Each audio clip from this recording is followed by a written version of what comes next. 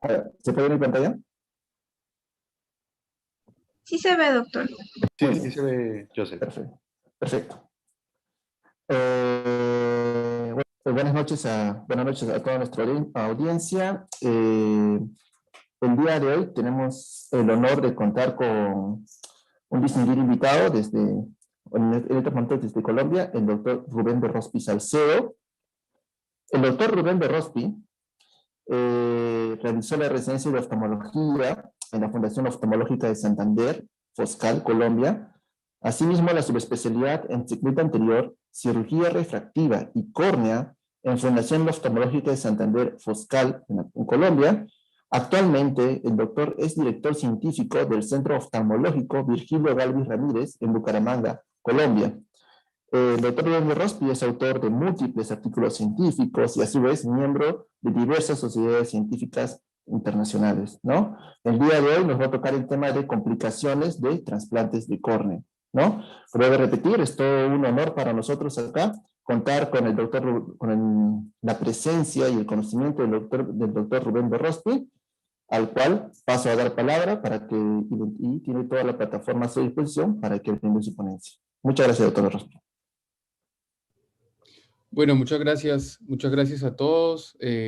Siempre es muy gratificante pues estar compartiendo cualquier tipo de actividad académica con la Sociedad Peruana de Oftalmología, viendo a gente muy conocida, mis amigos, y obviamente pues muchas gracias por la invitación. Vamos a... Perdón, listo. Vamos a dar esta charla, como mencionaba Joseph, de complicaciones en queratoplastia penetrante. Ahí están viendo mis diapositivas, ¿cierto? Sí. Sí, doctor, le estamos viendo. Perfecto. Vamos a parar el video ahí para no tener problemas de conexión y eso. Entonces, la idea, sin más demora, pues, comenzar dando la charlita es básicamente hacer una charla bastante puntual, nada extravagante ni nada raro acerca de las complicaciones en queratoplastia en general. Ahí la palabra penetrante en realidad no iba. Nuevamente agradecer pues a todos por la invitación y un saludo muy afectuoso pues a todos. En medidas generales, con la parte de la queratoplastia penetrante, tenemos complicaciones relacionadas con la trepanación. Van a estar relacionadas básicamente con la selección del diámetro del donante de la córnea. Normalmente hacemos que sea entre 0,25 a 0,50 más de mayor tamaño el donante. En mi experiencia me gusta un poquito más grande en el sentido de si me dan a escoger ambos, pues que sea de 0,5 de mayor diámetro, por lo tanto el receptor, no sé, por decir 8 milímetros y el donante 8,5. Sabemos que si tenemos diámetros similares o iguales o pequeños en el tema de queratoplasias penetrantes, podemos tener problemas con el cierre o inducciones de hipermetropías por aplanar mucho esta córnea. Digamos que se pueden aplanar dioptrías. Creería yo que nos quedamos cortos dentro de lo que se describe en los libros o en los artículos, pues de 2 a 3 dioptrías. Todos vemos en esos pacientes muchas veces con suturas muy apretadas, dioptrías, hipermetropías más altas. Hacer trepanaciones excéntricas, podemos inducir grandes cantidades de astigmatismo posoperatorio. En general, como les digo, pues esto es algo que vemos mucho con la sutura, sobre todo dentro de la curva inicial de trasplantes de córnea. Si es que vemos que estamos haciendo una trepanación excéntrica, podemos abortar el procedimiento siempre y cuando no hayamos perforado pues toda la córnea y de pronto poder centrar un poquito más el botón. Obviamente yo prefiero estar 100% seguro del centramiento del botón antes de poder empezar a hacer la trepanación. La forma en la que lo hago puntualmente es simplemente guardo pues toda la cuchilla del trépano y hago una presión para indentar un poco la córnea y ver dónde quedan los anillos y hacer mi medición centrada o mi centramiento del botón.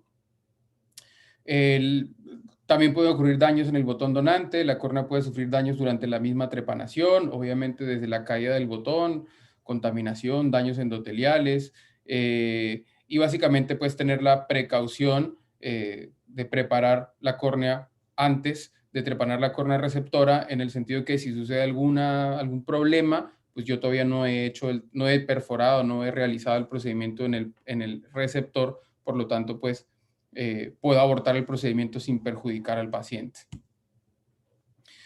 Relacionados con las estructuras intraoculares, podemos presentar daños en el iris o en el cristalino. Esto puede ocurrir durante la trepanación. Normalmente podría suceder en córneas que son muy delgadas, como un paciente joven con un queratocono, o córneas que han estado perforadas producto de alguna úlcera o un trauma ocular o alguna de las situaciones, pues la cámara anterior no es estable y podemos presentar un pandamiento o un acortamiento de la cámara anterior y por ende puedes cortar con el mismo trépano las estructuras intraoculares. Hay quienes llenan la cámara intraocular de viscoelástico a través de una paracentesis pequeña previo a la trepanación, como para tener un líquido o una sustancia viscoelástica que le dé un poco más de tono y más forma al ojito. Sin duda alguna en estos casos es absolutamente necesario. Si es un ojito virgen en el sentido que no tiene ningún problema de dehiscencia de alguna incisión o alguna herida o alguna perforación ni nada, pues yo lo hago sin llenar viscoelástico, lo hago ya a cielo abierto, por decirlo. El hecho de utilizar mióticos, cerrar la pupila, protege en este caso el cristalino en pacientes jóvenes con conos, pues dejar la pupila muy cerradita para que ese iris sea una barrera entre cualquier elemento filoso y el cristalino. Relacionado con las estructuras intraoculares, como mencionábamos, la ruptura de la cápsula posterior en casos de algún procedimiento que se requiera la extracción del cristalino, pues puede ser una incidencia muy alta, se reporta pues hasta en un 30%. Estar preparados para hacer una vitrectomía vía anterior. En caso de no realizar una buena vitrectomía, aumenta un riesgo pues, de prolapso vítreo, de edema macular cistoideo, por ende, desprendimientos de retina o desgarros retinianos. Por lo tanto, pues es una habilidad que debemos de desarrollar siempre dentro de la práctica de este tipo de procedimientos un poquito más complejos. Relacionados con la presión vítrea positiva del vítreo, se mueve pues todo este complejo iridocristaliniano hacia adelante por la presión, aumenta la posibilidad o el riesgo de que exista un daño en el iris o en el cristalino. Hay un riesgo de pérdida del contenido intraocular al retirar la córnea, al abrir el ojito, al perder esa presión que mantiene el ojito comprimido, pues todo tiende como a subir hacia arriba. Hay un riesgo de un encarcelamiento del iris al suturar, ya que está constantemente pues yendo todo hacia adelante, y obviamente el riesgo de la hemorragia expulsiva. Tener precaución al posicionar el blefaróstato. Tenemos que estar pendientes a algunos blefaróstatos por la conformación y la forma que tienen, que pueden presionar un poco el globo ocular y nos pueden inducir un poco presión del ojo. Estar pendientes de eso. Cuando uno tiene la duda, de pronto soltar el bléfaro, levantarlo un poquito para ver cómo es el comportamiento del ojo de la cámara anterior. El uso pues, de manitol endovenoso para tratar de bajar un poquito la presión del ojo. Independientemente de la técnica que vayamos a utilizar de anestesia para realizar el procedimiento, tanto en anestesias generales como en bloqueos perivulvares o retrovulvares, puede aparecer aumento de la presión vítrea, tener en cuenta todos los antecedentes patológicos pues, del paciente antes de poder hacer el procedimiento para saber a qué cosa nos estamos enfrentando. Sangrados en el segmento anterior puede terminar generando un ifema posoperatorio. Puede ocurrir en córneas que tengan vascularización durante la trepanación, esas córneas de pronto de pacientes con algún proceso infeccioso, que ya hay una neovascularización de la córnea, o un paciente con cono, que tengan algunos vasitos superficiales, producto del uso crónico de lentes de contacto. Puede ocurrir también por la neovascularización, por los neovasos pues, del iris, sobre todo en estos procesos infecciosos, donde vemos ya membranas y crecimiento de neovasculatura iridiana. Simplemente al descomprimir el ojito por hacer un procedimiento, pues puede haber un sangrado incluso profuso. Tener a la mano adrenalina, siempre consultando pues con el anestesiólogo, si es que no hay ningún problema de cardiovascular. Y pues tratar de alguna manera de controlar el sangrado. Lo controlamos pues básicamente sellando la incisión, cerrando la herida y estabilizando pues la presión dentro de la cámara anterior para que eso me vaya a mí a ayudar a frenar un poquito el sangrado. La hemorragia expulsiva supracoroidea obviamente es una complicación devastadora, tiene una incidencia reportada ya durante la queratoplasia penetrante, ocurre durante la fase a cielo abierto, es la expulsión del contenido intraocular, incluyendo el iris, el cristalino, el vítreo, la retina, pues todas las estructuras. Obviamente hay ciertos factores de riesgo, edad avanzada, hipertensión, glaucoma, longitud axial grande, aterosclerosis, taquicardia valsalva, etcétera, ¿no? Complicaciones, pues, que todos sabemos. Quería yo mostrarles, bueno, y otro dato importante es que no hay un consenso si la anestesia general versus el bloqueo retrovulvar incrementan el riesgo. Eso lo hemos conversado siempre con mi papá. Él siempre ha hecho sus trasplantes de córnea con anestesia retrovulvar y a mí me formaron haciendo los trasplantes con anestesia generales. He venido aprendiendo pues de la mano de él a que se puede hacer perfectamente con un bloqueo. El doctor me decía, seguramente ahora puede hacer algún comentario. Y en realidad, de hecho, me siento más cómodo con un bloqueo que con la anestesia, ya que con la anestesia uno a veces ve, si no estamos muy pendientes, digamos que ciertos eventos en el cual el paciente puede comenzar a pujar un poquito o medio despertar, sí puede ser devastador dependiendo de cómo estemos. Con el bloqueo usualmente pues podemos tener un poquito más de estabilidad del paciente. Aquí me estoy saliendo de la diapositiva un segundito porque les quiero mostrar y me confirman que estén viendo mi pantalla. Sí la deben estar viendo. Este es un caso de una hemorragia expulsiva que tuvimos cuando terminamos el fellow, digamos que hace la última queratoplastia pues él solo. El fellow, y aquí vemos pues cómo está haciendo la trepanación, está conformando, pues quería poner un poquito de viscoelástico, salió con un poco de aire la cánula, ingresa viscoelástico. Vemos ahí que la cámara pues no es una cámara muy amplia, la mayoría del viscoelástico se sale del ojito, empieza a trepanar con las tijeras, ya ha hecho la trepanación, perdón, y empieza a cortar ya el remanente del botón. Ya vemos que hay una apertura que es por donde él está ingresando pues las tijeras. Empieza y vemos que hay como cierta resistencia, como si se chocara la tijera con ingresar, él toca con la pinza la córnea y ve que hay cierta presión, inyecta viscoelástico para formar y vemos que prácticamente se sale todo del ojo, no hay una cámara que formar, ya eso no son luces o nos indica pues que existe una presión positiva posterior y deberíamos en ese momento, o debería haber finalizado el procedimiento. Vemos ahí como el lente automáticamente apenas él termina de abrir el ojito, se empieza a salir nuevamente un signo, deberíamos de abortar el procedimiento, él opta por retirar el lente. En ese caso lo que hay que hacer es cerrar el ojo, retirar lo que está en el camino, cerrar el ojo y vemos cómo hay una ruptura de la cápsula posterior y una salida en este caso de vítreo del ojo. Contrariamente a lo que todos en este momento estamos pensando, él decide continuar con el procedimiento pensando de pronto que es simplemente una presión positiva, diciendo, no, las hemorragias son raras que sucedan, no debería por qué suceder, el paciente está anestesiado. Ahí sigue haciendo la trepanación del botón.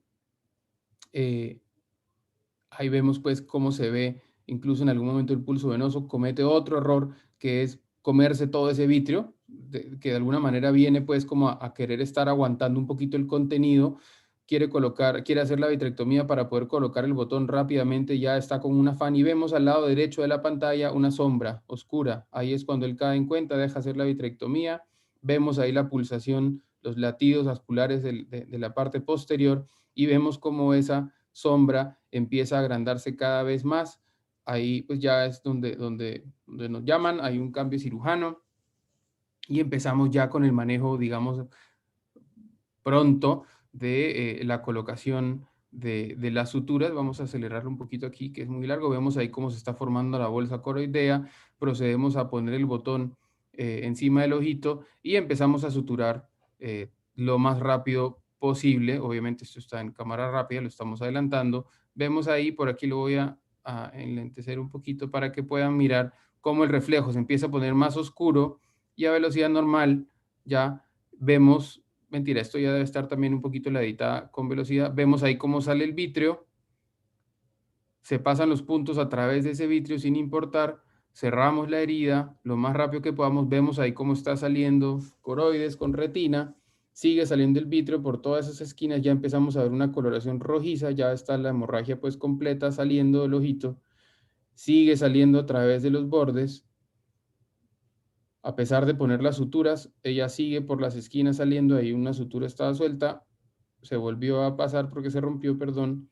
Seguimos cerrando, vemos la coloración cada vez más rojiza, sigue saliendo a través de los bordes y vemos ya en este momento que pues todo el contenido sale del ojito. Ahí lo único pues que tenemos que hacer es terminar de cerrar, desencarcelar pues todas esas estructuras que están por fuera del ojito y simplemente pues salir a conversar con la familia y analizar la situación.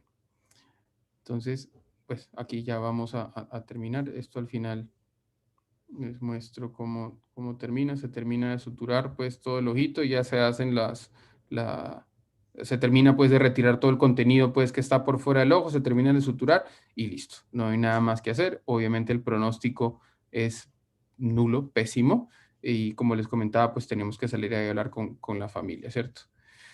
Bueno, lo estábamos comenzando, pues ya vimos ahí el video. Usualmente tiene un muy pobre pronóstico visual, dependemos de qué tan rápido vayamos a reaccionar ante la situación. Claramente el video, y es muy fácil en este momento poder analizar y querer hacer algo diferente. En ese momento, pues, las cosas pasan a otro ritmo y el punto fue que de pronto sí nos demoramos un poquito en tomar alguna acción. Se debe hacer reconocimiento temprano, como lo mencionamos, puede mejorar el pronóstico. Obviamente evitamos Trendelenburg, aumenta más la presión.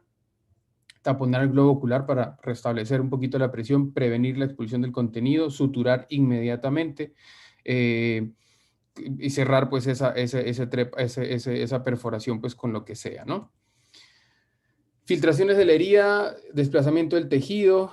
Si es que presentamos pues algún tipo de hipotonía o una cámara anterior estrecha, un CDL positivo, puede haber un prolapso iridiano, ocurren en el posoperatorio inmediato usualmente. Si es que tenemos necrosis en el lecho receptor o algún componente inmunológico pues muy grande que nos genera algún adelgazamiento, requiere un manejo urgente con una sutura o incluso a veces con algunos parches. Filtraciones persistentes inducen la formación de sinequias anteriores. También tenemos que tener en cuenta, pues, si tenemos una perforación crónica ahí, podemos generar glaucomas, endoftalmitis, crecimientos epiteliales, pues, incluso en cámara anterior. Defectos epiteliales persistentes. Durante el posoperatorio inmediato, la repitelización es crítica. Hay condiciones predisponentes de estas situaciones, el ojo seco, quemaduras químicas, Steven Johnson, pemfigoide, queratopatía neurotrófica, herpes. Todas estas pueden generar fallas del injerto. Considerar mejorar la condición de la superficie ocular antes de la queratoplasia penetrante, con lo que uno considere pues que es el caso. Obviamente hay casos más complejos que otros, pero siempre tratar de que la superficie se encuentre en las condiciones más óptimas. Evitar obviamente traumas o lesiones epiteliales contra la conjuntiva. Considerar si es que tenemos estos defectos, pues lentes de contacto o alguna tarsorrafia o incluso membranas amnióticas. Lo hacemos bastante en quemaduras químicas, junto con el trasplante, pues colocar la membrana, ir disminuyendo poco a poco los esteroides tópicos, de pronto reemplazarlos por los esteroides orales. Sabemos que los esteroides tópicos pues retrasan un poco la epitelización corneal. Podemos utilizar también factores de crecimiento, insulina preparada tópica, para mejorar pues la proliferación del epitelio. Relacionadas con las suturas, pues exposiciones de las suturas, evitar, perdón, tensionarlas, mejor dicho, tensionarlas suficientemente para poder enterrar los nudos. Estimulan estas suturas la presencia o la aparición de neovasculatura y por ende el aumento del riesgo de presentar pues rechazos corneales. Podemos tener infecciones asociadas a suturas. Si es que tenemos suturas expuestas, hay migraciones de microorganismos al estroma a través del camino de la sutura, pueden generar adelgazamientos, dehiscencias, cicatrizaciones, perforaciones, inclusive pues llegar hasta fallas del injerto. Si es que presentamos una de estas suturas con alguna tinción suelta o con la presencia de un neovaso, se sugiere pues remover la sutura comprometida y utilizar un antibiótico pues de amplio espectro para tener el manejo correcto de la situación. Si es que tenemos procesos infecciosos, nuevamente pues sugerimos reemplazar los esteroides tópicos por esteroides sistémicos dependiendo del caso. Otro tipo de complicaciones, infiltrados inmunológicos relacionados con las suturas, pueden ocurrir en el posoperatorio temprano. Diferenciarlos de infiltrados infecciosos, que muchas veces es como el temor o la duda que se puede presentar. Usualmente se ven en el lado del lecho receptor. no se asocian usualmente a los defectos epiteliales, eso se ve más en procesos infecciosos, y si es así el caso, pues simplemente debemos aumentar la dosis de los corticosteroides. Las diferencias entre los infiltrados infecciosos e inflamatorios es que los inflamatorios, digamos, usualmente son múltiples, se generan al lado del receptor, puede ser incluso en la interfase, no hay un defecto epitelial asociado, no hay una reacción en la cámara anterior. En el caso de los infecciosos, pues son solitarios porque se dan en una zona. Muy rara vez podemos pues tener múltiples focos como lesiones satélites infecciosas, salvo pues que estemos hablando de hongos. Eso se puede dar en el lado del donante o receptor, usualmente incluso en ambos, asociados con defectos epiteliales, reacción inflamatoria, hiperemia, dolor ocular y obviamente pues las molestias asociadas pues de los procesos infecciosos, ¿no? Los infiltrados epiteliales que también vemos posteriormente, que son estos punticos blanquitos que a veces vemos que son básicamente puntos en el epitelio, muy cercanos o adyacentes a las suturas que no tiñen, son asintomáticos, aparecen en el posoperatorio al mes y medio, 2 meses, no están asociados con rechazos ni con infecciones y simplemente son células epiteliales con algún grado de degeneración que no, pues, no conllevan a mayor susto ni problema, pues, ni pensar en nada malo. La elevación de la presión intraocular puede obviamente generar un daño endotelial, puede también generar claramente un daño a nivel del nervio óptico. El glaucoma en posoperatorio de alguna manera es común, generalmente en afaquia o en procedimientos combinados. Digamos que no exactamente se tiene claro pues si existe un prolapso o un colapso pues de la malla trabecular o cuál es la razón exacta. Normalmente se puede presentar con mayor frecuencia en botones amplios o con suturas ajustadas o con el white to white es un poco pequeño el diámetro de la córnea receptora. También puede darse obviamente por retención del viscoelástico, por algún proceso inflamatorio, sinequias anteriores, obviamente por un bloqueo pupilar y se hace el tratamiento con hipotensores tópicos o orales y dependiendo de la situación ver la probabilidad o la posibilidad de que se requiera algún otro procedimiento para controlar la presión. La falla del injerto generalmente es irreversible en el posoperatorio, secundaria una mala función de las células endoteliales, por eso es importante siempre revisar el botón que tenga ciertas características, que veamos pues la imagen de la microscopía que envían del banco de ojos, saber que esté bien, que no esté en mal estado, que haya mantenido la cadena de frío siempre, digamos que hay de la mano pues del banco de ojos y hacer el seguimiento correcto, ¿no? Usualmente estas fallas no tienen una respuesta mayor a los esteroides o a la solución salina hipertónica. ¿Cómo disminuimos el riesgo? Pues teniendo donantes mejores, en realidad en temas pues de conteo endotelial. Si es que tenemos una falla, pues se sugiere realizar una corrección temprana, un nuevo tratamiento temprano del procedimiento para pues, revertir rápidamente y evitar otro tipo de complicaciones como la aparición o la presencia pues, de neovasculatura u otras secuelas.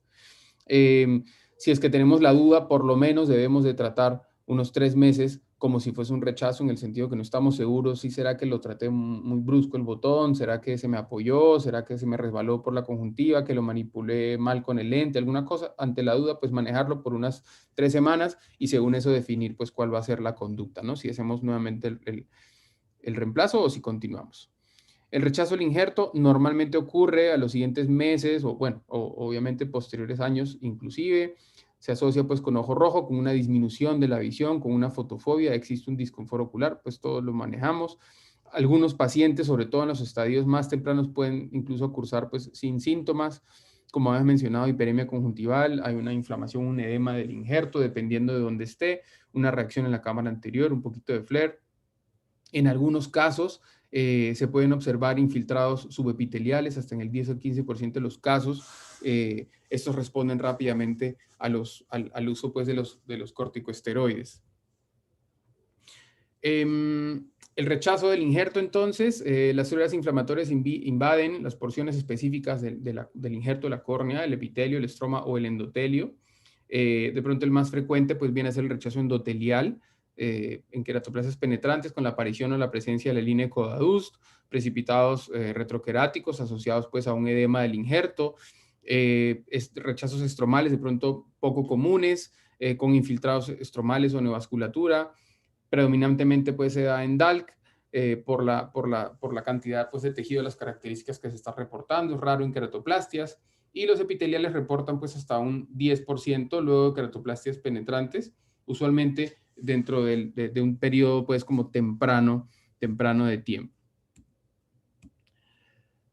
Complicaciones intraoperatorias del DALC, de la lamelar anterior, perforaciones o rupturas de membrana de Descemet, complicación de pronto más frecuente, entre el 10 al 30% de los casos, por adelgazamientos importantes pues, de las córneas en los pacientes jóvenes con queratocono, precaución durante la trepanación y la disección con las tijeras, una vez que hacemos ya la burbuja y separamos el estroma, cuando estamos terminando de cortar el borde, debemos de tener mayor cuidado. Si la cámara anterior está como una presión un poco alta, puede haber una propagación de la ruptura, tal cual como en la cápsula posterior, cuando hacemos una ruptura de la posterior y el vítreo sale y al salir termina de romper.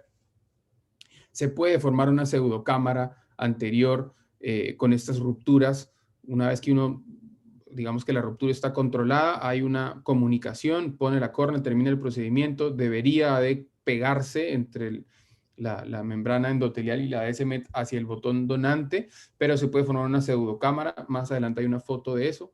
Si la ruptura ocurre en todo el eje visual, como ven en la imagen, pues convertir. Usualmente cuando eso sucede es muy, al menos a mí, no usualmente las termino siempre convirtiendo, no me siento cómodo, normalmente se van.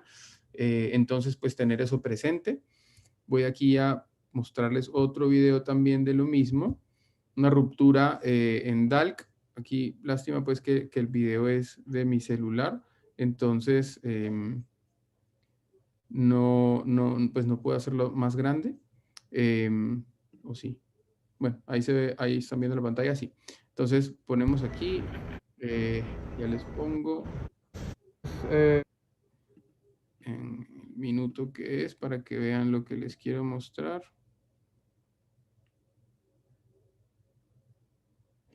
Perfecto, entonces aquí estamos terminando de cortar, ahí vemos cómo se, vamos a retroceder un poquito, ahí estamos, ya hicimos el DALC, ¿sí? Ya hicimos el Big Bubble, el DALC, ya ahí coloqué la burbuja, bueno, si quieren lo muestro un poquitico para que lo vean, creo que me habían dicho pues que teníamos como tiempo.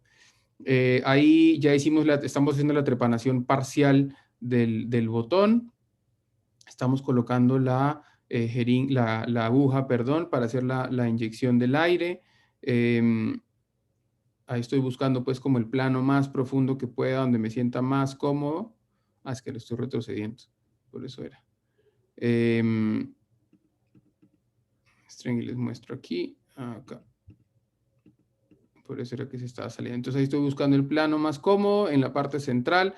Ahí coloco pues hacemos pues la inyección del aire para que salga la burbuja, tratando de buscar el plano más posterior. Colocamos ahí el aire, vemos cómo sale, se forma toda la burbuja blanca.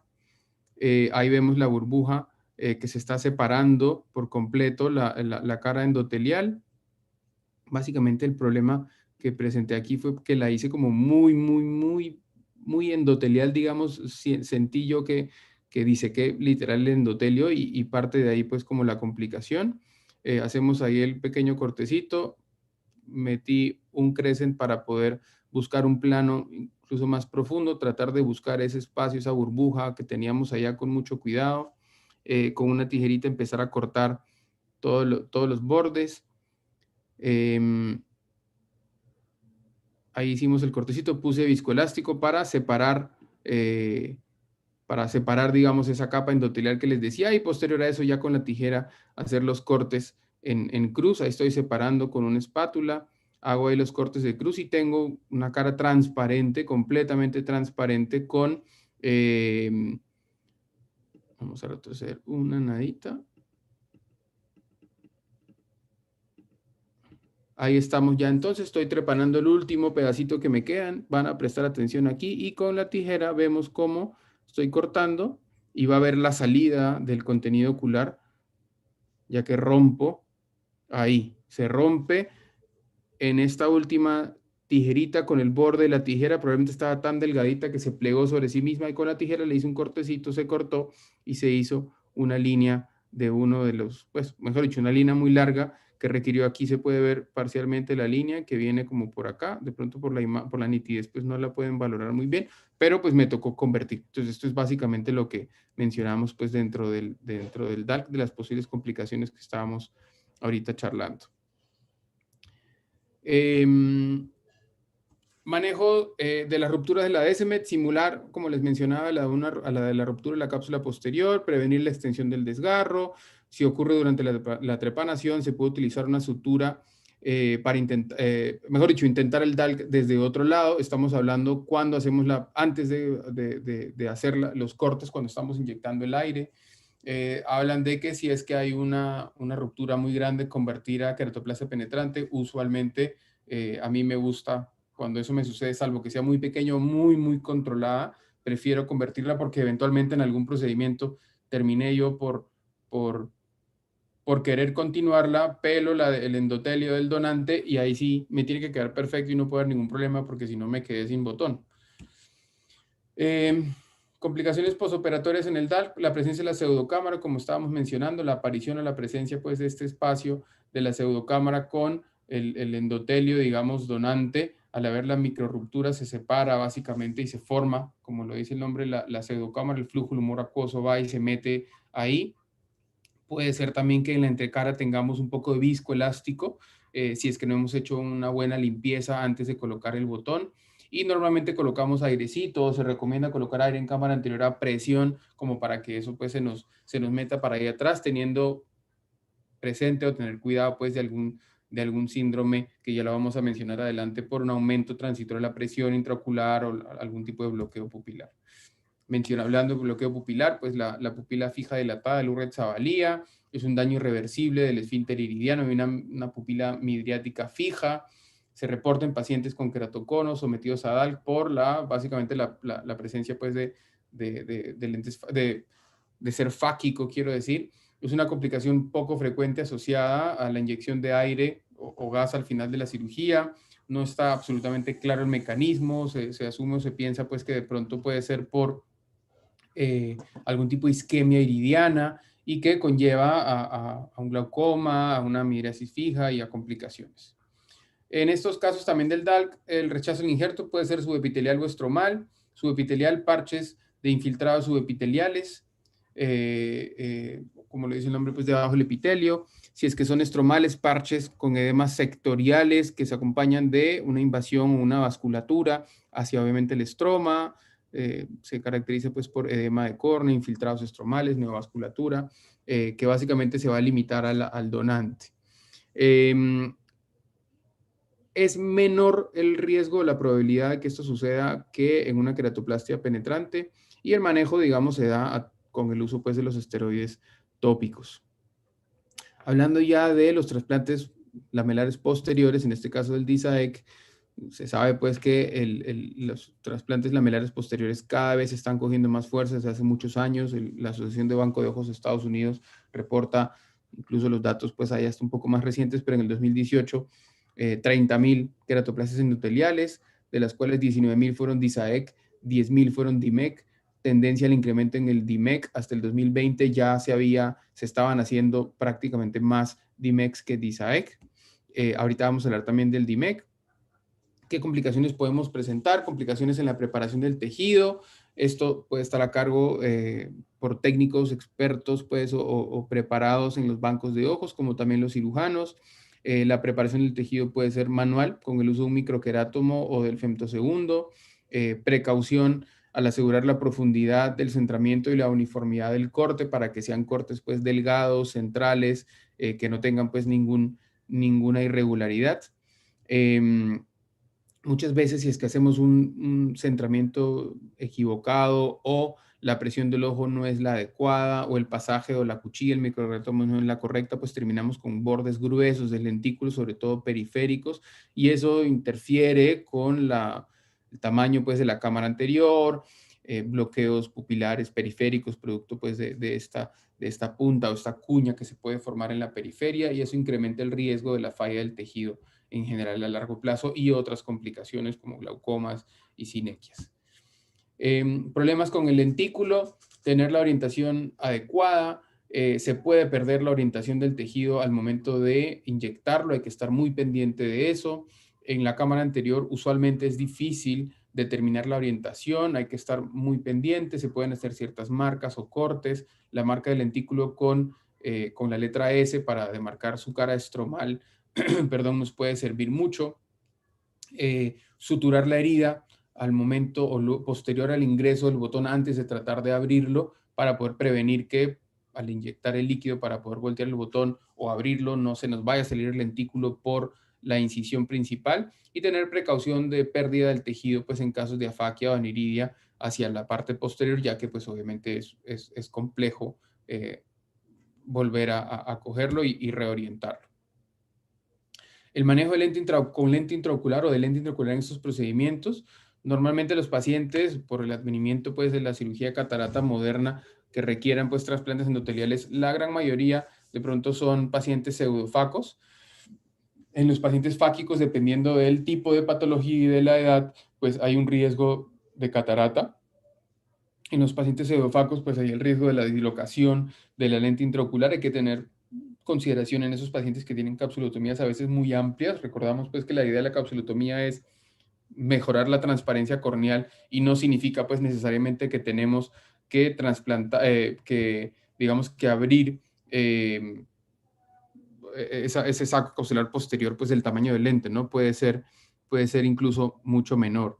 Existen cambios hipermetrópicos en pacientes con DISAEC. Hay el shift, digamos, que se va a dar hipermetrópico entre 0,7, 1,5.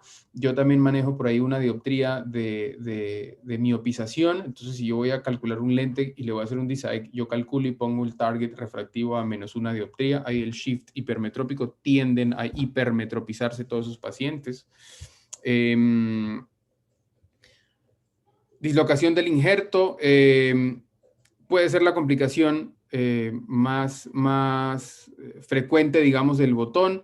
Hay una pérdida, o ocurre cuando hay una pérdida de la adherencia del botón hacia el estroma. En los cirujanos experimentados, pues por el hecho de la experiencia, pues puede haber un menor riesgo. Si es que tenemos la persistencia de algún tipo de fluido en la interfase, puede haber un desprendimiento completo del botón. Puede ser esto por viscoelástico, inadecuado llenamiento de aire de la cámara anterior o algún tema mecánico, pues algún frote. Se reposiciona el lentículo y se vuelve a inyectar aire, o en este caso gas. Usualmente cuando ya son reposicionamiento de botones, pues prefiero yo colocar gas. Si es que existen desprendimientos parciales, se pueden observar durante un postoperatorio inmediato y podemos ir mirando si se resuelven espontáneamente. Van a depender básicamente de qué tan separados se encuentren, si es que hay o no hay la presencia de aire todavía en la cámara anterior, pero se puede observar y se utilizan pues corticosteroides y solución salina hipertónica también para tratar de quitar el edema de la córnea y tratar de que eso se nos vaya a adherir. La falla del injerto en los trasplantes endoteliales es tiene un éxito mucho mayor. Hablamos pues que hay un 95% de tasa de éxito a 5 años en distrofia de Fuchs y 76% en 5 años en edemas corneales, así sean afáquicos o pseudofáquicos, esto según el Cornea Donor Study. La falla primaria pues la definimos como una inhabilidad para aclarar la córnea después de 2 meses del procedimiento a pesar de tener un lentículo adherido. Sobre todo en estos casos el DISAEC importa mucho pues como la experiencia y la manipulación de estos botones. En promedio va a depender de la experiencia del cirujano, del trauma, de la manipulación, pero pues puede ocurrir en un porcentaje de pacientes. Si es que es así, pues hay que nuevamente repetir el procedimiento. Una falla secundaria o una pérdida endotelial varía pues dependiendo de ciertos factores. La pérdida endotelial varía entre un 25 y un 54% a 6 meses y un 24 y un 61% al año. Se pierde aproximadamente un 42% de células endoteliales en promedio al año. Puede sonar un número grande, pero sí es un número al menos que en nuestra experiencia sí es muy cercano a la realidad. Según el Cornea Preservation Study, hablan de 41% de pérdida endotelial a 4 años, y esta falla puede incrementarse en pacientes con cirugía de glaucoma previa. Siempre sabemos pues que en los casos de los trasplantes, los pacientes que tienen glaucomas y cirugías filtrantes o válvulas van a tener un pronóstico, digamos, que hay que aterrizarlo mucho y saber cómo explicarlo, ya que no pueden ocurrir pues fallas en un tiempo relativamente corto. El rechazo del injerto ocurre con menor frecuencia comparándolo con una queratoplastia penetrante. Los injertos son más delgados, por lo tanto hay una menor tasa de rechazo. Mientras el injerto sea más grueso, puede aumentar o el promedio aumenta hasta un 10%. Sabemos que si tenemos botones más gruesos de 145 micras, puede ser hasta un 4%. Si son menores, es mucho menor. Por eso pues venimos hablando y se menciona también que el ultra thin DISAEC de botones endoteliales de DISAEC, mientras más pequeños, mejora la calidad de interfase, mejora el pronóstico visual y se minimiza la probabilidad de presentar un rechazo. Si es que existiesen esteroides tópicos, orales, o al igual que en todas las queratoplastias, en general, pues subconjuntivales o intracamerales también. Complicaciones en la interfase, pliegues o arrugas en el dentículo, se puede presentar en casos de trepanaciones excéntricas, pueden haber crecimiento epitelial en las entrecaras, o haze en la interfase, puede usualmente resolver espontáneamente a lo largo del tiempo, puede ser secundario a la presencia de viscoelástico en la interfase que quedó, o haze persistentes. Mencionan a veces en la literatura entrar y lavar y reposicionar el lentículo. Considero que puede haber un mayor trauma y una mayor pérdida de células endoteliales, usualmente a menos que esté subluxado, pues creo que nadie se mete a cirugía, y a menos pues que veamos algún detrito o algo importante, incluso preferimos hasta drenarlo por vía anterior, pero entrar y soltar ese lentículo y lavar y volver a colocarlo me parece pues que es un poquito peligroso, teniendo en cuenta el daño endotelial que se nos va a venir por la manipulación del botón y lo que podemos inducir con esta nueva cirugía. Procesos infecciosos pues no es frecuente, son tasas bajas de infecciones, hay reportes anecdóticos hoy con el uso pues de los antibióticos. Sin embargo, sabemos que los botones en general que se utilizan, a pesar de que están en soluciones que previenen las infecciones, pues no son estériles. De pronto pues le podemos tener un poquito más de miedo a las infecciones por hongos. En nuestra experiencia la verdad es que no es algo que ocurra con frecuencia. Entonces pues digamos que sí sigue siendo efectivamente una situación rara, ¿no? Ya vamos a terminar, sé que estamos ahí como bien de tiempo, pero para que haya tiempo de preguntas. En los casos de DIMEC, se pueden preparar los botones en el quirófano o en los bancos de ojos, pueden permanecer refrigerados antes de la colocación, evitar pacientes o donantes que sean diabéticos o con dislipidemias. Hay una mayor adhesión de la membrana de Descemet al estroma y una mayor fragilidad, digamos, de los tejidos. Las fallas del injerto debido a una mala preparación son relativamente bajas, entre el 2 al 6%. Como mencioné, estos pueden ser preparados por el cirujano o por técnicos pues, del banco de ojos. Hay que visualizar el tejido muy claramente. Utilizamos azul tripán para pintarlo. La manipulación prolongada del tejido puede generar pérdida de la tinción si es que la cirugía es muy larga y estamos pues lavando la cámara anterior o lo tenemos en solución salina, él va despintándose. Es importante teñirlo de forma adecuada en iris oscuros para mejorar la visibilidad. Considerar DISAEC en vez de DIMEC en pacientes con córneas edematosas o con cicatrices o en pacientes con afaquia o con defectos iridianos muy grandes, básicamente por la manipulación. Sabemos pues que el botón del DIMEC se entra al ojito y tiene un movimiento mucho más particular y puede irse incluso a través de la pupila con pseudofaca, pues, si es que hay rupturas de la cápsula posterior y etcétera. Si es que tenemos edemas, pues quitamos el epitelio para debridarlo y poder visualizar un poquito mejor. Si tuviésemos pues OCT intraoperatorio, pues claramente nos va a dar grandes ventajas para poder valorar la orientación correcta. La dificultad para manipular y desenrollar el tejido, de pronto es el aspecto más desafiante efectivamente. Mientras mayor sea el donante, el tejido donante, nosotros manejamos a partir de 45 años para hacer DIMEC en adelante. 50-55 de pronto puede ser el punto pues perfecto en el que el botón se desenrolla bastante bien y podemos tener recuentos endoteliales pues relativamente altos. Desenrollamos el tejido sin tocarlo a través de la córnea o con pues, chorritos de suero. Tratamos de no manipular y no estarlo tocando para poder separarlo. Otro problema, otra complicación puede ser colocar el injerto al revés. Sabemos que si vemos en esta imagen A, vemos el rollo, sabemos que el endotelio se forma por fuera del doble rollo, que es donde está esta línea roja. Esta es la cara endotelial, esta es la cara estromal. Si yo tengo un botón al revés, es este mismo, pero al revés, y vemos que los rollos están hacia el iris, en esta parte se encuentra el iris, tenemos el botón al revés y lo vamos a pegar hacia la córnea con la cara endotelial hacia arriba. Por lo tanto, siempre debemos de tener esta conformación como en la figura A para poder abrir el botón. Recordemos que el endotelio está por fuera, el estroma está por dentro y es la posición correcta. Para eso tenemos el signo de Moutouris, que es colocar una cánula a través de una de las incisiones y meterla, digamos, si es que seguimos, si es que vamos a seguir aquí, muéstrame si puedo encontrar el puntero. No lo encontré. Bueno, no importa. Aquí, ven la... ya lo encontré, perdón. Puntero láser. A través de la paracentesis ingresamos una cánula gris.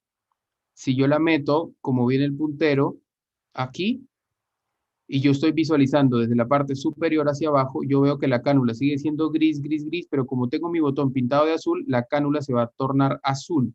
Veo yo que ¿por qué se va a tornar azul? Porque estoy viendo yo a través de este rollo que está pintado azul. Entonces la cánula viene gris, gris, gris, gris, gris, y se pinta de azul. Versus que si yo hago esto aquí, meto por mi paracentesis, primero que todo voy a tocar el botón, pero si por alguna razón yo la pongo por aquí encima, por más que yo cruce mi cánula a través de todo el botón, la cánula siempre va a ser gris, nunca va a cambiar de color, ¿sí? O si la meto por debajo, pues la cánula siempre va a ser azul, nunca va a cambiar de color, versus que aquí cambia porque estoy ingresando por dentro del rollo. O también utilizamos el signo que describimos aquí en el consultorio, en la Foscal, que es el signo de Berrospie, en el cual la luz coaxial de los microscopios genera, cuando está en esta posición correcta, una doble reflexión, porque refleja en este rollo y refleja en este rollo doble línea de reflexión, versus que si está al revés, pues va a haber o una línea o ninguna, porque los rollos están al revés. En caso de no identificarlo y colocar el rollo al revés, pues vamos a presentar una falla del injerto, ¿no? En general, para resumidas cuentas, pues la probabilidad de rechazos o de fallas del botón son mucho más bajas, la dislocación del injerto al ser mucho más delgado es también mucho menos, es muy raro. A mí personalmente coloco una burbujita de aire por 5 minutos a una presión grande, digamos a 45, 50 milímetros de mercurio, medidos por tonómetro, en el intraoperatorio por 5 minutos con el objeto que el botón esté muy bien adherido y con eso pues evitamos que exista un desprendimiento temprano del botón. Pueden ocurrir fallas del injerto y rechazos del injerto, por supuesto, como en cualquier procedimiento. El reporte de las tasas de falla primaria va a depender obviamente de la manipulación excesiva, del trauma quirúrgico, obviamente si lo colocamos al revés, pero son bajas, entre el 1 al 8%, y súper importante, el rechazo del injerto es muy raro, tasas de rechazo de un 0,7% versus un 9-10% del DISAEC versus hasta un 17% de la queratoplastia penetrante. Por lo tanto, sabemos pues que estos tipos de trasplantes generan una menor tasa pues de rechazo corneal. Ya vamos a terminar. Sabemos también que el DIMEC tiene una pérdida de células endoteliales relevante, muy similar a la del DISAEC, como aquí se menciona, 39, 36. En algunos estudios la reportan más bajita, pero en nuestra experiencia sí es más cercana, pues como a los 40, que es lo que se ve normal, pero posteriormente a eso, al igual que esas queratoplasias penetrantes que vemos que tienen recuentos bajitos, pero que perduran por muchos años, lo estamos viendo pues algo muy similar con las queratoplastias endoteliales. Y eso era todo lo que les quería comentar el día de hoy. Creo que se me fue un poquito el tiempo, pero pues queda atento a alguna pregunta que haya de alguien. Muchas gracias. Muchas gracias, doctor Berrospie. En verdad ha sido una presentación muy enriquecedora, muy clara, ¿no? Es un tema, como usted menciona, a veces un poco complicado, un poco largo, pero lo ha desarrollado de una manera muy amena. Tenemos algunas preguntas que nos han dejado, ¿no? A ver, bueno, creo que la primera es, acá está. ¿Cuál sería el manejo preventivo para un expulsivo en una cirugía a cielo abierto? No está activado su Sí, perdón, qué audio. pena. Ya, me parece pues lo más importante es como ver esos signos que se pueden presentar, ¿no? De pronto, y uno cae dentro de la rutina y piensa que eso nunca le va a pasar, y uno debe estar muy, muy presente de que efectivamente puede suceder independientemente de la técnica de sedación que tengamos el paciente, y es básicamente ver, ¿no? Si nosotros tenemos un paciente con un ojo que está haciendo una presión positiva, en un paciente pronto vitrectomizado o con algún tipo de comorbilidad, básicamente lo que tenemos que hacer es mantener el ojito lo más tranquilo posible, tener una presión intraocular controlada, y si vemos en algún momento algún tipo de presión, como le digo, suspender el procedimiento, suturar el ojo, lo que queremos es mantener la tensión, y al día siguiente se mira si hay que hacer otra cosa adicional, si es que tenemos que reprogramar el trasplante, si vamos a dejar el ojo quieto, hacer un seguimiento si no se puede visualizar por alguna opacidad corneal con ecografía, pero asegurarnos pues que esa hemorragia expulsiva no se haya dado, y si se ha dado, pues resolverla. Pero ahí lo que hay que hacer es cerrar el ojo. Si estamos a cielo abierto, poner el dedo hasta que alguien controle la presión, colocar el botón y suturarlo como sea, pero lo que uno busca es básicamente mantener pues la presión intraocular controlada. Muchas gracias, doctor. Bueno, la siguiente pregunta es, ¿cuáles son sus parámetros para pensar en realizar un trasplante en un paciente con queratocono? Sí, digamos que el mecanismo pues que nosotros tenemos aquí para el manejo de los pacientes con cono es básicamente, bueno, diagnosticar el cono. Si el cono está progresando, realizamos un crosslinking. Una vez que mantenemos o sabemos que el paciente tiene una estabilidad del defecto del cono como tal, ver la mejor forma de hacer una corrección óptica, sea con gafas, sea con lentes de contacto gas permeables. Si es que vemos pues que no corrige, digamos, con las gafas lo suficiente, puede ser que el cono esté descentrado, se puede pensar en colocar anillos para poder centrar, digamos, ese cono, ese ápex del cono, poder ponerlo en la parte central, tratar de corregir lo más que se pueda las aberraciones corneales, y secundario a eso colocar un lente, unas gafas o unos lentes de contacto.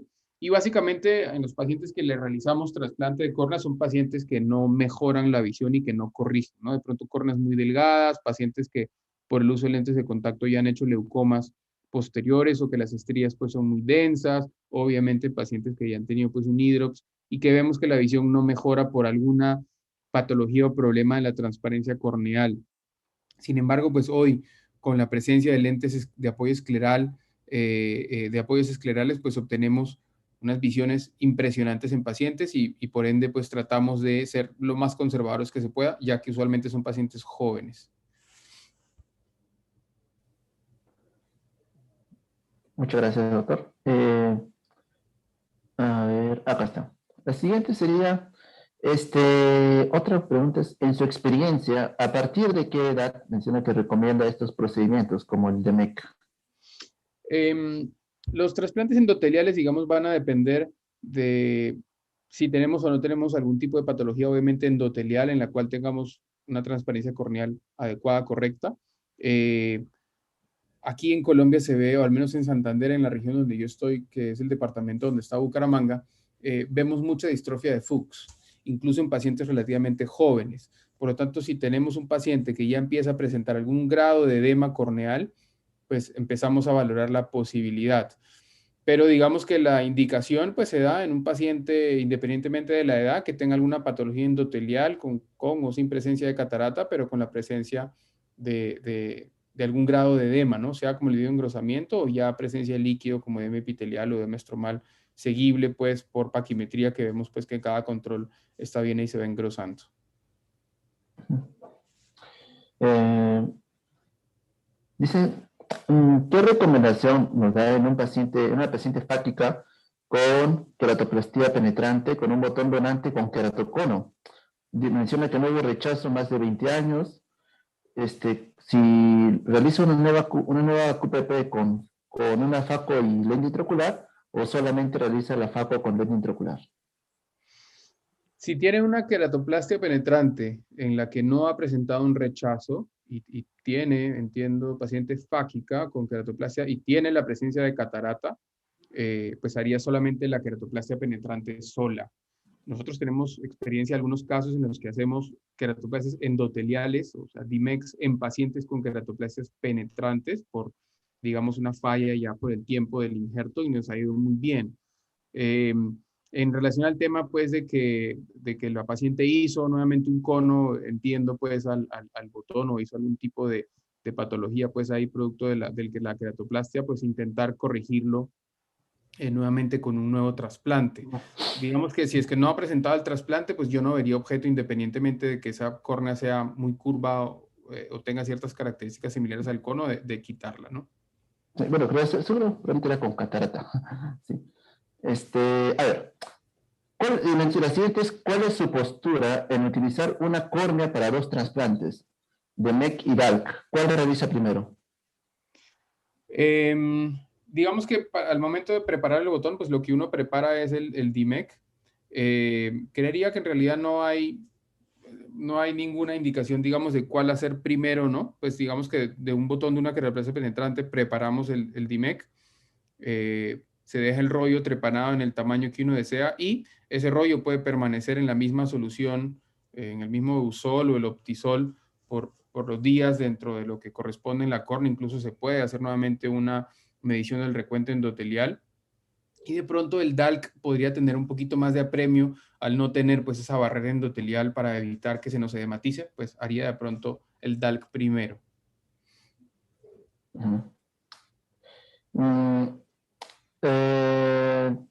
Baja menciona, para manejo postquirúrgico de astigmatismo residual, ¿qué opina de usar lentes de contacto esclerales?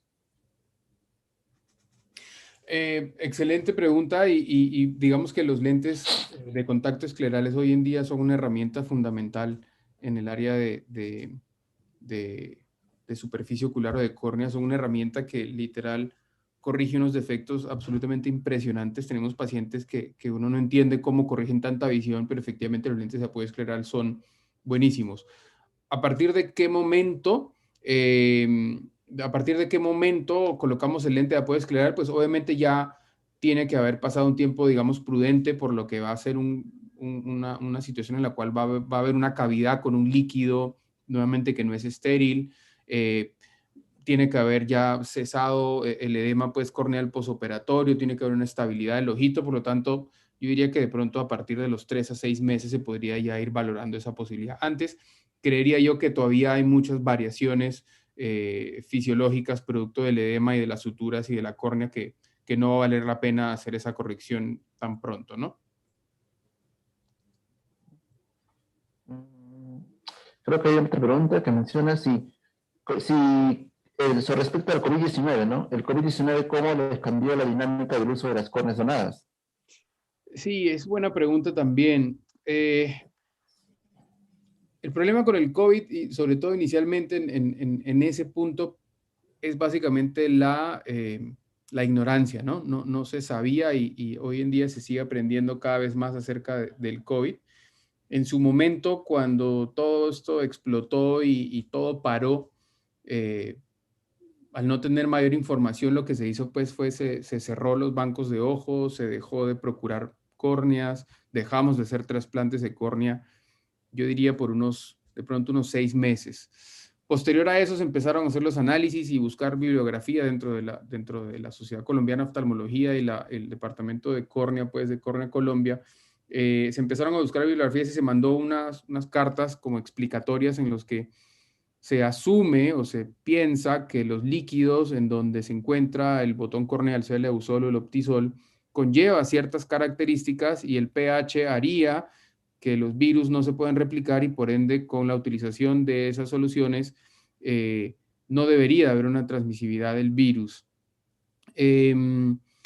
Adicionalmente a eso, los bancos de forma voluntaria lo que empezaron a hacer fue, y ante la, digamos que no literatura amplia o no estar 100% comprobado que se puede transmitir a través de la lágrima como tal transmisión, no que haya o no haya un virus, sino que efectivamente se contagie por el contacto con la lágrima, se empezó a tomar pruebas a los donantes cadavéricos y digamos que es lo que hoy se realiza, ¿no? Pero sin duda alguna fue un cambio importante dentro de la práctica que enlenteció mucho el funcionamiento de los trasplantes y de la donación, ya que pues hoy en día, al haber pues esta enfermedad asintomática, uno en realidad no sabe, ¿no? Entonces, pues, básicamente son esos como las cosas que nos fueron cambiando. A ver, acá hay una pregunta que nos menciona si hay rechazo en niños y si en caso, ¿cuál es la frecuencia, en especial en queratoplastías penetrantes? Digamos que el rechazo siempre va a existir, ¿no? A pesar de que la córnea pues es un tejido inmunológicamente privilegiado y eso es un tema pues súper complejo. En lo personal a mí me toca repasarlo pues cada 3 meses, todas las vías aferentes, eferentes, todas las cosas, es un tema muy, muy, muy amplio. Sí, sin duda alguna existe un rechazo, una posibilidad de rechazo. ¿Qué es lo puntual que yo les puedo decir en queratoplasias en niños? No he hecho muchas, no es mi área pues de expertise. Sin embargo, en los bebés que he hecho en bebés y en niños, la única recomendación es que retirar las suturas de forma muy temprana. Hablamos de a los 4 meses ya estar quitando las suturas para evitar que exista una neovasculatura. Sabemos que con los vasos llegan los vasos linfáticos y con ello mismo toda esta cadena de toda esta cascada inflamatoria que nos puede conllevar un rechazo, sobre todo en los niños que las reacciones son mucho más bruscas. Por lo tanto, sería simplemente hacer el retiro de las suturas lo más pronto posible. Uh-huh. Pero porcentaje de falla, no, la verdad no la sé. Uh-huh. Ya viendo este tema, doctor Rospi, algo personal. En los pacientes ya adultos, me refiero con vascularización, ¿no? Que ya son pacientes lo que se llama de alto riesgo, ¿tienen algún protocolo ya respecto al prevenir algún rechazo, no sé, algún tipo de, o colocar Avastin, la terapia fotodinámica, o algún protocolo que nos digamos que, inmunosupresores que para prevenir el rechazo en estos pacientes con alto riesgo? Sí, digamos que como mencionaba hace un momentico, sabemos pues que la córnea tiene pocos, pero tiene vasos linfáticos. Sabemos que las córneas o mejor dicho, que un segundo trasplante siempre conlleva un mayor riesgo que el primer trasplante, también lo tenemos claro. Si tenemos ya una falla o mejor dicho, un rechazo, que tú lo comentas, si hubo un rechazo, ya hay un aviso, una cascada inflamatoria, el cuerpo ya sabe que hay algo ahí que no es de él y hay una comunicación directa entre todo este círculo inmunológico.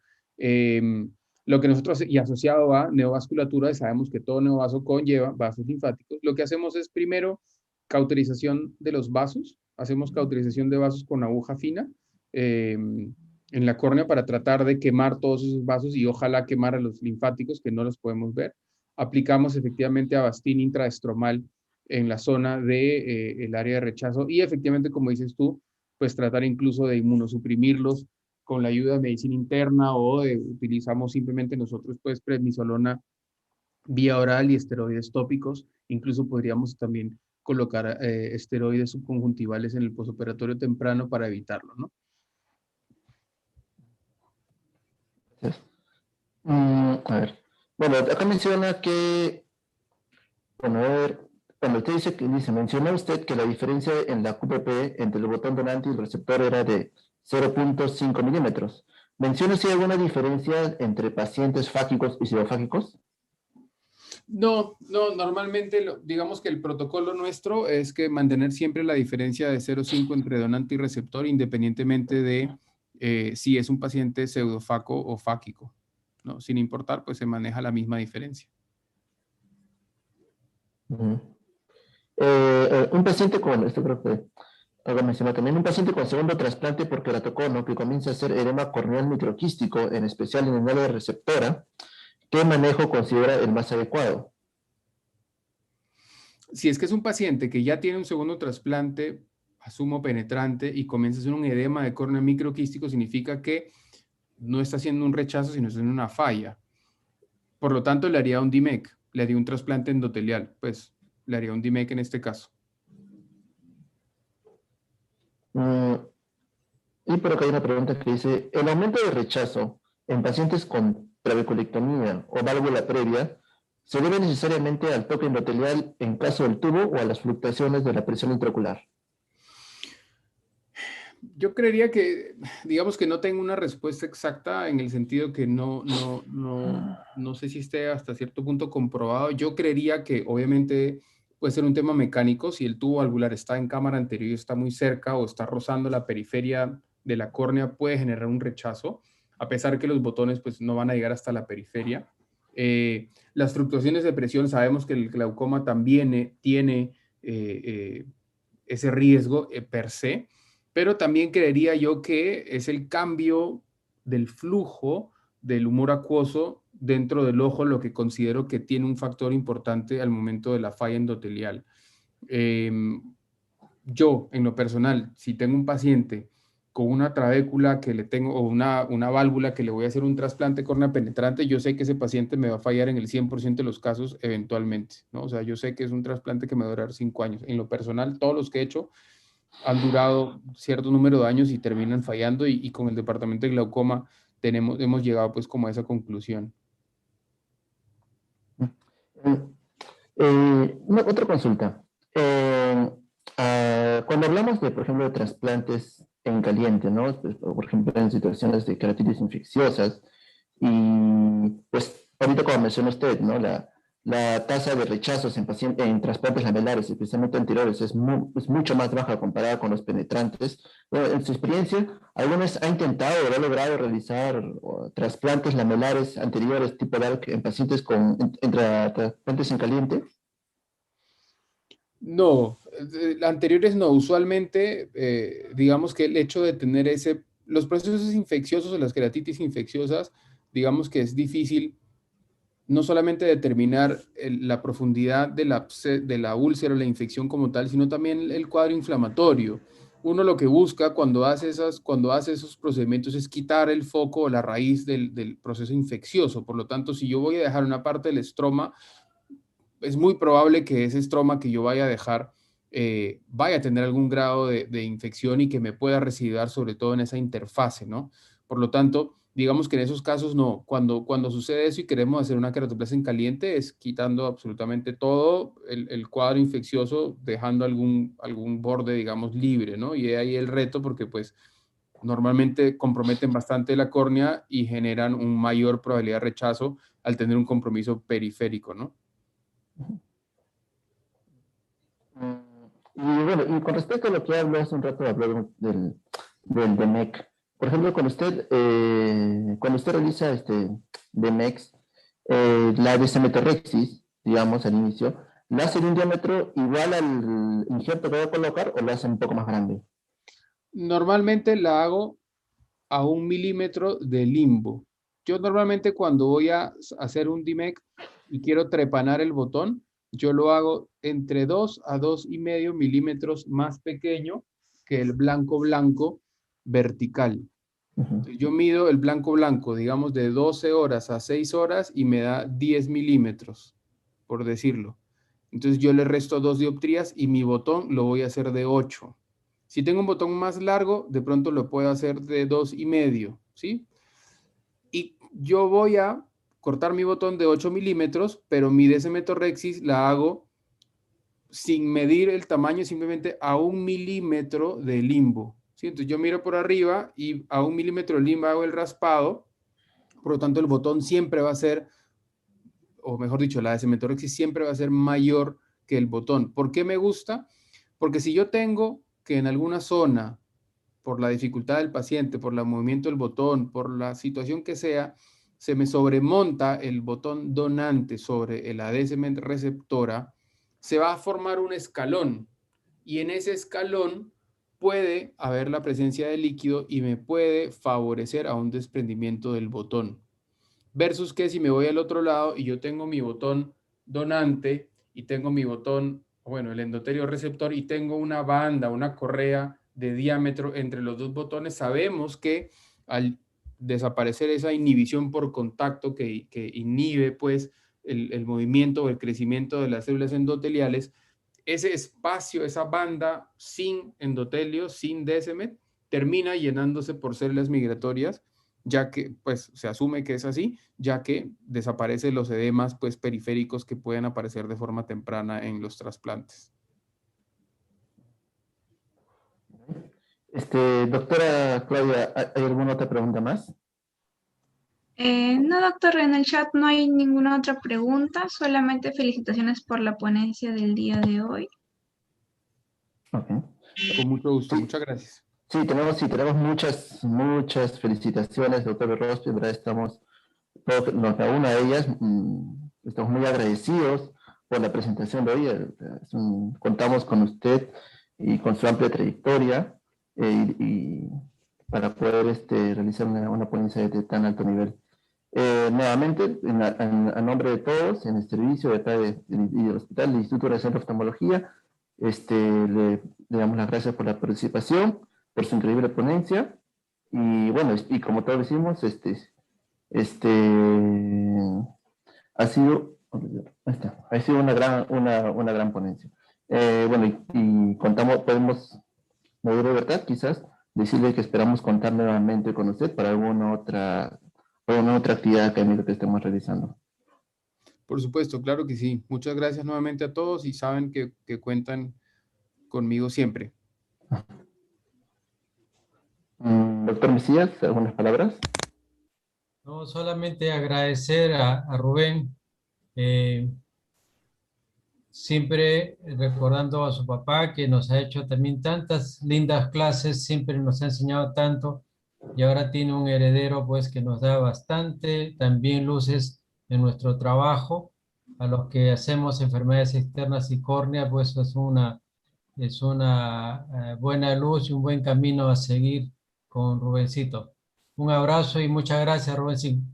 Igual, doctor, un fuerte abrazo y muchas gracias nuevamente a todos y como les digo, siempre cuentan conmigo. Muchas gracias. Gracias, Chipi. Gracias, Claudia. Bueno, antes de despedirnos, invitamos a todos invitamos a la siguiente ponencia el día miércoles 30 de junio a las 8 de la noche, con un tema muy interesante a cargo del doctor Solón Serpa, tumores de superficie ocular. Todos están invitados, los esperamos en ese día. Bueno, doctor Muro, no sé si habrá alguna otra palabra más.